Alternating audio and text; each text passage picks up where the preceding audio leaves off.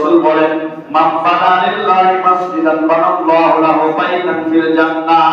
আমার উম্মতেরা শোনো, যে ব্যক্তি দুনিয়াতে আল্লাহর ঘর মসজিদ বানাবে, আল্লাহ রাব্বুল আলামিন ওই ব্যক্তিদের জন্য জান্নাতে ঘর বানাবেন। সুবহানাল্লাহ। তাহলে আপনারা কি দুনিয়াতে আল্লাহর ঘর মসজিদ বানাইতে চান কি চান না? বলেন তো দেখি, কারা কারা মসজিদ বানাইতে রাজি? একটু হাত তুলে দেখান তো দেখি। অনেকে হাত তুলে নাকি মসজিদ বানাবে না। আল্লাহ তুমি সবাইকে ক্যামেরার মধ্যে ভিতরে রাখো, সবাই তোমার বান্দা তোমার ঘর মসজিদ বানাবে।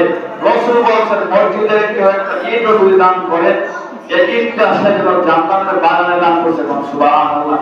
হাদিস শরীফ খুলে দেখেন, একটা মাকড়সার বাসা যদি আপনি বাইরের মসজিদ থেকে আসা, রাসূল বলেন ওই ব্যক্তির জন্য আল্লাহ জান্নাতে ঘর বানায়। সুবহানাল্লাহ। আপনারা জানেন দোতলা কাজ শুরু হবে আজকে থেকে। মিস্ত্রি দোতলা বলে পিলারের কাজ আরম্ভ করে দিয়েছেন।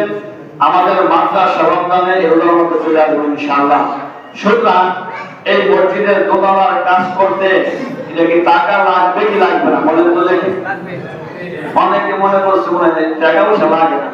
যদি টাকা লাগে তাহলে আপনারা এই কথাটা বলতে একটু লজ্জা পান কেন? আর দেন না দেন এসব কথা বলবেন।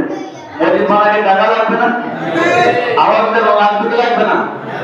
সুতরাং এই টাকাগুলো কি আল্লাহ পাক নিজে একটা গাছ দিবে যেমন আই দেব নাকি ওই এরকম হিন্দুরা দিতে দিয়ে দেব? কথা নেই। সুতরাং আমরা আল্লাহর বান্দা, আল্লাহকে আমরা বিশ্বাস করি। আল্লাহর ঘর নির্মাণে আমাদেরকে সহযোগিতা করতে হবে, না করলে কিয়ামতের দিন হিসাব দেওয়া লাগবে। আপনি যা পারেন তাই করতে হবে। আমাদের বেশি না 20 বস্তা সিমেন্টের প্রয়োজন। এরকম কয় বস্তা? 20টা। একটা সিমেন্টের বস্তা দরকার পড়ে যে আমাদের এই না 500 টাকা করে হবে। এই জন্য বেশি সময় নিব না।